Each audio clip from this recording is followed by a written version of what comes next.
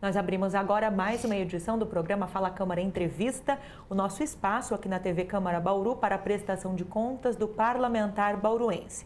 Recebendo aqui em nosso estúdio o vereador Marquinhos Souza, do PP. Vereador, obrigada mais uma vez pela presença aqui conosco. É sempre um prazer, Lidiane. Obrigado. A gente que agradece por estar aqui, falar um pouquinho sobre o nosso trabalho aqui na Câmara Municipal. Muito obrigado. A gente começa falando sobre a estação de tratamento de esgoto. Houve uma reunião nessa semana na Comissão de Justiça com a presença do presidente do DAI, Eliseu Arico Neto. Você esteve presente enquanto membro dessa comissão. O que se levou em conta com relação à decisão de suspender o convênio com a Fundação da USP de São Carlos para que essa entidade pudesse rever o projeto e dar continuidade às obras? Bom, primeiro, acho que é importante a gente deixar registrado que a ET é a maior obra de saneamento básico do estado de São Paulo hoje. E é uma novela que vem se arrastando, né? Isso é muito ruim para a nossa cidade, é muito triste esse capítulo que está acontecendo na nossa cidade. O projeto executivo, à época, lá atrás, foi contratado pela empresa que se chamava ETEP, né? No meio do caminho, a multinacional Arcades Logos, ela compra a ETEP e quando compra a ETEP adquire também esse projeto aqui da cidade de Bauru, faz a entrega desse projeto para a nossa cidade e aí se contrata na licitação uma outra empresa que se chama Com Engenharia para fazer a construção dessa ET baseado em cima do projeto então da Arcades. No meio do caminho, a Com começa a apontar problemas no projeto executivo e começa a se ter a demora, o atraso na obra, o que vem inclusive gerando aditivos. E a Arcades, ela bate o pé que o projeto, até então batia o pé que o projeto estava tudo ok, que tinha que seguir aquilo e vem uma quebra de braço aí muito grande e a obra acabou aí, está, né, como está, por conta de, segundo a Com, falta de projetos complementares, né, que a Arcades teria deixado de executar. Numa última audiência pública que nós tivemos aqui ainda, na época do antigo presidente do DAI, ele deixou bem claro, olha, nós vamos contratar essa fundação, a FIPAI, o valor R$2.900.000, um valor bem alto, porém nós vamos acionar sim a Arcades judicialmente para que ela faça o ressarcimento de todos os valores que Bauru vai gastar em projetos complementares, tendo em vista que a Arcades deveria ter apresentado todos os projetos. Aí nós tivemos agora a troca do presidente e o presidente atual, o Areco, ele conseguiu restabelecer um canal de comunicação com a Arcades que se colocou à disposição para fornecer para a cidade de Bauru, então, esses projetos complementares, automaticamente, nós não teríamos mais esse custo dos R$2.900.000 que seria pago para essa fundação ali de São Carlos. A princípio a gente enxerga com bons olhos, ao mesmo tempo com uma certa cautela, até porque a gente espera que a Arcades ela não esteja, né, fazendo mais uma ação para empurrar aí o problema com a barriga, falar o português bem claro. A gente espera agora, nos próximos dias, que o novo presidente deve estar falando com o pessoal da Arcades já até o final dessa semana, né, desses dias agora, e a gente espera que nós tenhamos uma boa notícia, que realmente a Arcades assuma o erro e fale, olha, nós falhamos, nós estamos oferecendo para vocês aqui todos os projetos complementares e para que vocês possam então finalmente finalizar essa obra. Então aquilo que a gente iria cobrar na justiça lá na frente, se a gente conseguir de forma amigável resolver agora, com certeza não tenha sombra de dúvidas que isso vai ser o melhor para o município. E a gente tem que deixar registrado aqui o apoio e o agradecimento tanto do Ministério Público Estadual quanto do Ministério Público Federal, que vem acompanhando isso e dando um apoio muito grande para que a gente possa então caminhar positivamente para a finalização dessa obra. Bom, a gente aproveita esse espaço, então, para prestação de contas e desdobramento do que vem sendo produzido pelas comissões. Falamos agora da Comissão de Justiça. Gostaria de falar sobre a Comissão de Direitos Humanos da Câmara, da qual você também é membro, e, por iniciativa sua, discute nessa semana a criação de medidas, da implantação de medidas de reinserção no mercado de trabalho de egressos no sistema prisional. Como eu disse, a iniciativa foi sua e envolve exigências com relação à contratação de empresas pela Prefeitura para serviços aqui no município. Que informações você está buscando junto ao Executivo? Bom, na verdade nós vamos participar desta reunião, nós vamos começar a debater porque nós temos um problema que é o seguinte, nós temos as pessoas que em algum momento da sua vida acabou fazendo coisas erradas, ela cumpre a sua pena, ela sai, ela vai novamente para a rua e aí ela fala, pronto, cumpri minha pena, estou aqui. E agora? Como que eu vou ser reinserido novamente na sociedade, né? Então, o ponto principal da reinserção dessas pessoas, eu entendo que deve ser principalmente através do trabalho.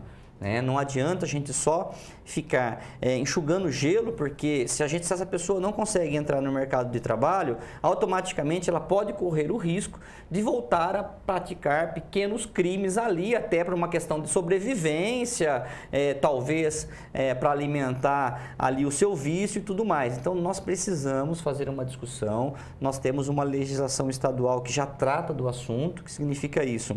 Hoje no estado, todas as obras que são construídas através de processos licitatórios, todas as empresas vencedoras, necessariamente, ela precisa reservar 5% das vagas para essa população que são os egressos do sistema prisional.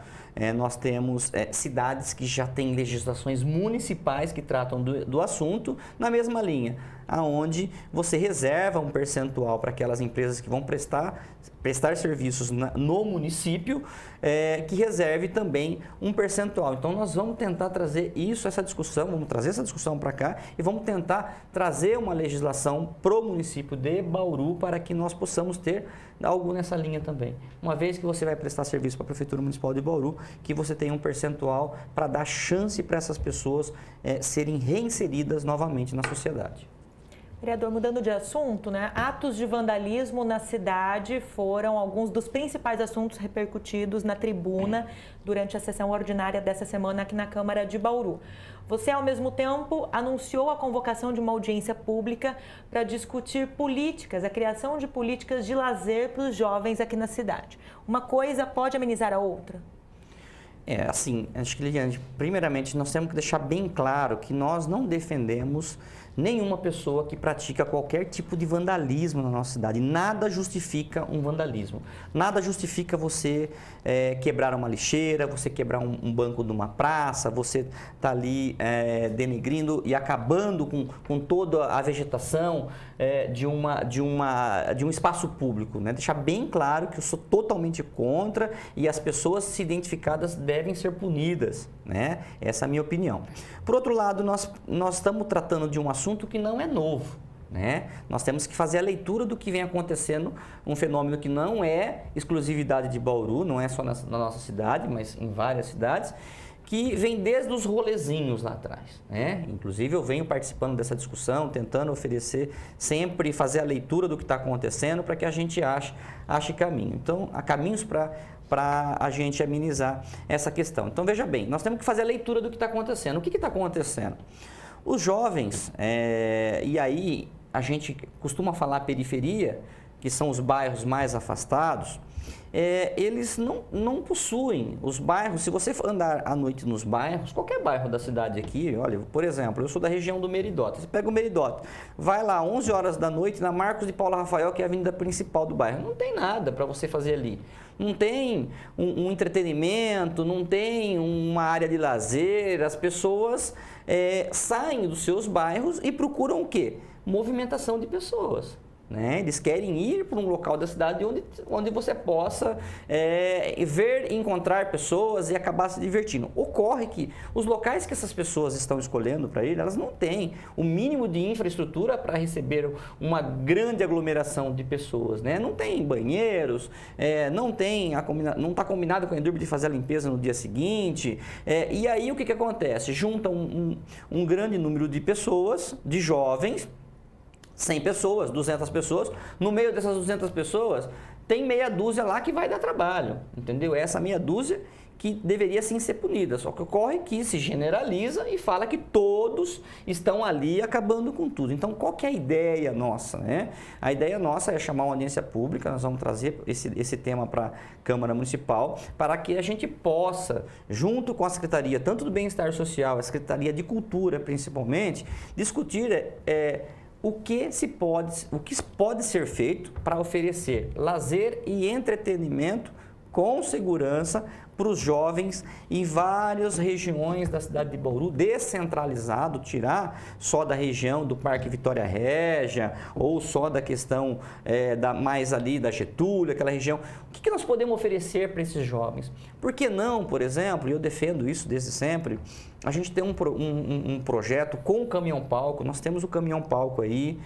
Tudo bem que a gente sabe que tudo esbarra na questão orçamentária, porque nós estamos falando de pessoas que vão trabalhar à noite, são horas extras que acabam encarecendo para o município, mas nós precisamos sim oferecer alguma coisa para esses jovens. Então, por que não o caminhão-palco? Nós temos um chamamento público para artistas locais que já estão cadastrados hoje na Secretaria de Cultura, que podem, através desse chamamento, se apresentarem nos bairros. Por que não abrir espaço no caminhão-palco, inclusive para que os jovens possam, de repente, expressar a sua cultura, de repente, seja uma pessoa de hip hop, seja uma pessoa que saiba fazer rima, ou alguém que saiba cantar, ou um grupo de danças. Por que não levar isso para os bairros da cidade,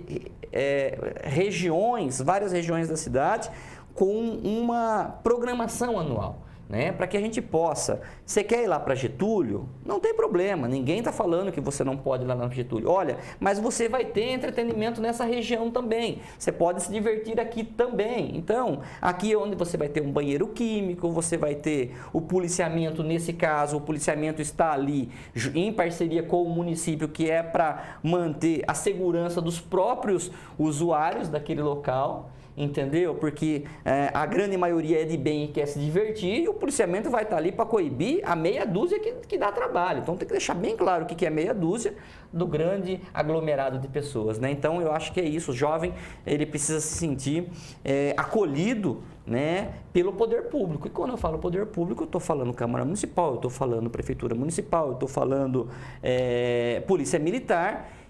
Essa é a ideia que nós temos que trazer essa discussão. Nós temos que entender, Lidiane, o que esses jovens estão querendo dizer, né? Qual é a opção de lazer que nós oferecemos gratuito para essa população, principalmente aquele que não tem condição de pagar para entrar num bar, não tem condição de pagar para entrar numa casa noturna, não tem condição de ir num show, entendeu? Muitas vezes está ali com dificuldade até para pegar um cinema, para ir num shopping, né? Eu acho que nós precisamos fazer essa discussão bastante aprofundada e mostrar para os jovens que o poder público está olhando para eles e está tentando entender o que eles querem dizer com esses movimentos de aglomeração de pessoas que a gente tem visto na nossa cidade, que infelizmente em muitos casos acabam como aconteceu ali na Praça da Copaíba, que é muito ruim isso aí, até para a imagem dos próprios jovens. Ainda com relação a essas políticas de inclusão, vereador, você chamou a atenção há alguns dias para o aumento do número de moradores de rua na cidade e a preocupação com a proximidade da chegada do frio um pouco mais intenso.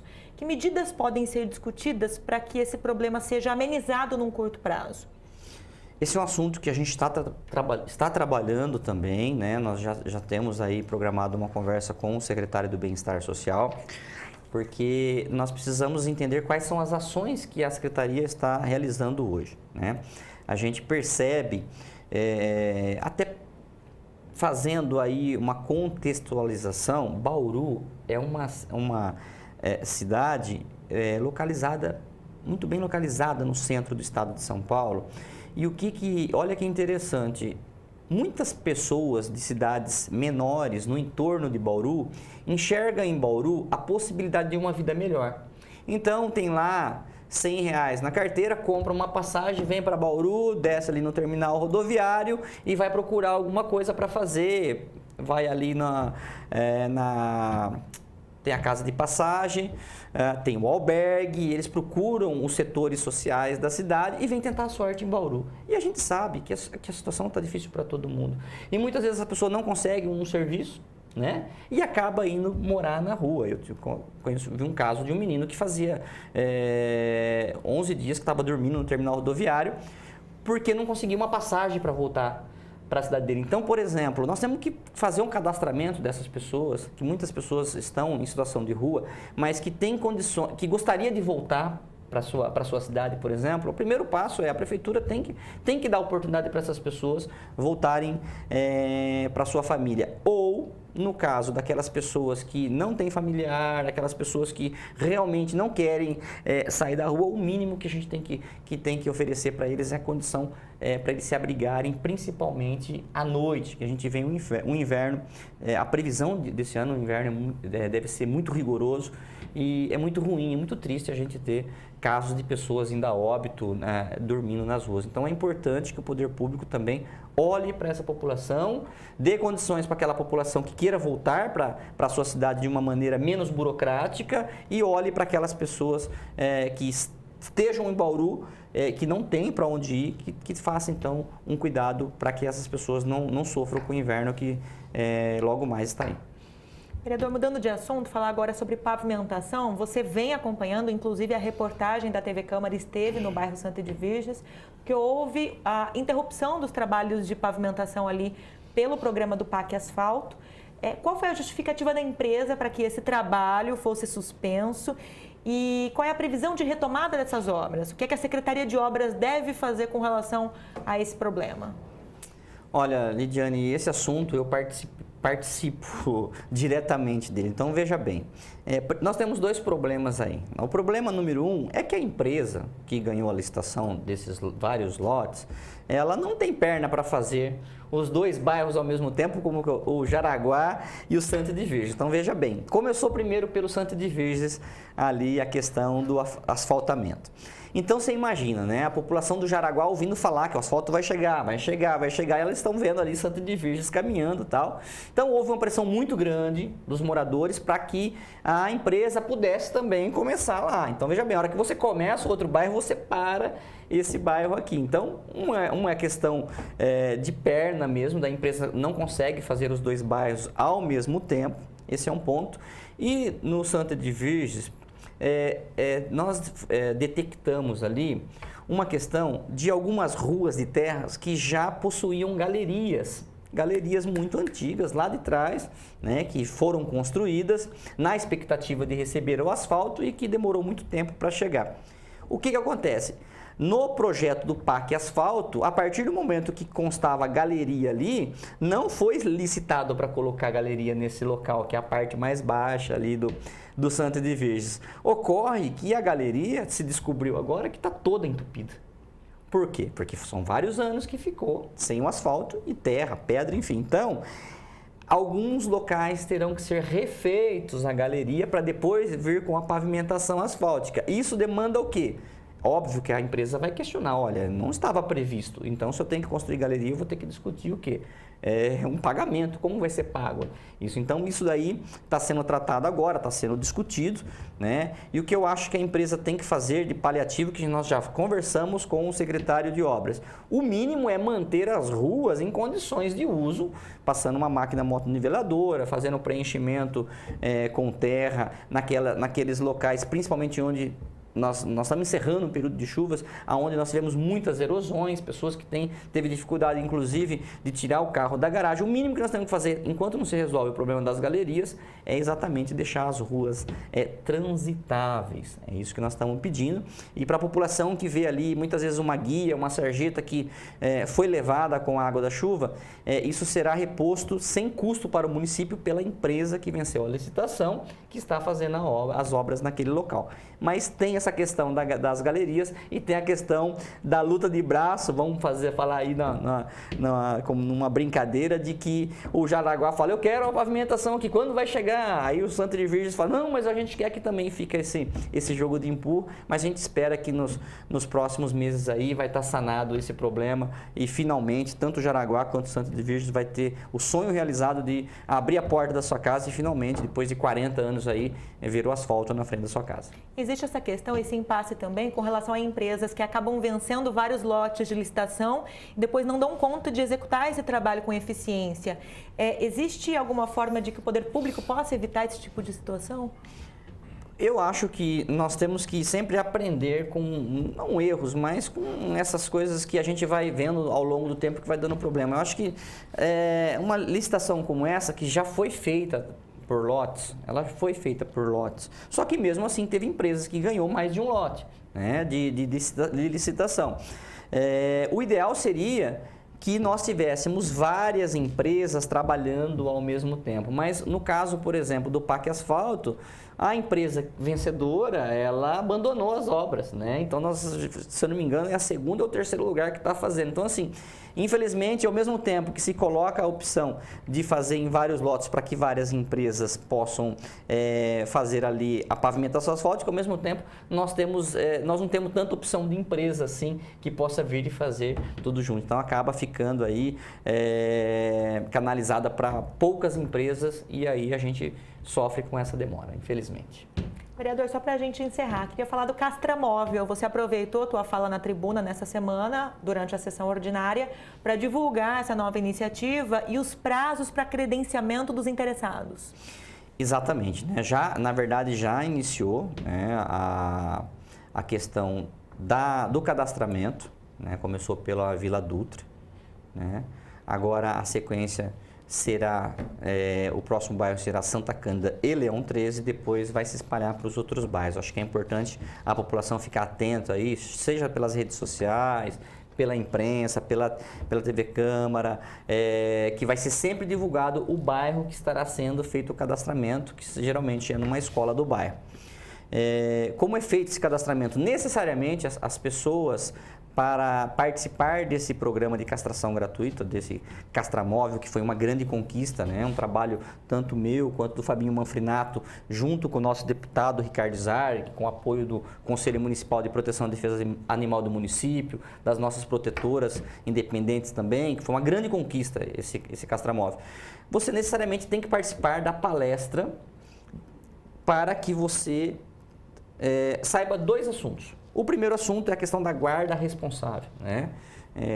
Interessante, né? Como a coisa na questão da proteção animal muda, né? Não é nem mais posse responsável, não se usa mais esse termo, porque posse é como se você tivesse um objeto. Olha só que interessante, né? Guarda responsável. Então, a palestra fala disso, da importância de você tratar bem do seu animal, de você não deixar ele solto para a rua, de o animal, quando crescer, você abandoná-lo porque ele cresceu mais do que você imaginava. Esse é o primeiro assunto. E o segundo assunto é sobre o pós-operatório, né? Como você vai cuidar do seu animal na tua casa a partir do momento que ele foi castrado no castramóvel e você vai levar na sua casa, você tem que ter um mínimo de cuidado, tem os pontos, enfim, tem todo um tratamento que você tem que fazer. Então, o passo 1 será o cadastramento com a palestra, o passo 2 será o exame clínico para avaliação do seu animal, porque também não é assim, vai chegando e vai castrando, vai ter que fazer uma avaliação clínica. E aí sim, o terceiro ponto, finalmente, a castração, que é tão sonhada e tão esperada por tantas pessoas que amam seus animais, mas que não têm condições de pagar uma castração. E a castração, a gente sabe, diminuindo a população felina e canina do nosso município, nós estamos também diminuindo doenças, como é o caso da raiva, como é o caso da leishmaniose. Nós temos casos ainda de leishmaniose na cidade de Bauru, que é uma doença terrível, né? Pessoas que vão a óbito na cidade por conta da leishmaniose. E essa população canina e felina solta para a rua, né, acaba sendo ali os vetores da mosca que transmite essa doença. Então é importantíssimo que a gente faça o controle populacional desses animais no nosso município. A gente fica muito feliz de realizar esse sonho, a primeira unidade móvel de castração que a gente vem lutando há tantos anos e agora a gente pode finalmente falar, olha, não era uma promessa, era uma ação de Estado, né? Não é uma ação de governo, está aí para a população poder usufruir. Então fiquem atentos com a agenda das palestras e do cadastramento. Vereador Marquinhos Souza, nosso convidado hoje aqui no programa Fala Câmara Entrevista, repercutindo enquanto líder do governo algumas ações do Executivo e também prestando contas do mandato e da sua participação aqui nas atividades parlamentares em Bauru. Marquinhos, obrigada mais uma vez. Eu que agradeço e sempre termino deixando sempre à disposição o nosso gabinete. População de casa, nos procure, que a gente está sempre à disposição a atender a todos. Muito obrigado. Você também acompanha o trabalho dos vereadores pela TV Câmara Bauru, pela Rádio Câmara Bauru. Lembrando que essa entrevista também fica disponível na íntegra pela internet. É só você acessar o canal TV Câmara Bauru no YouTube. Até a próxima.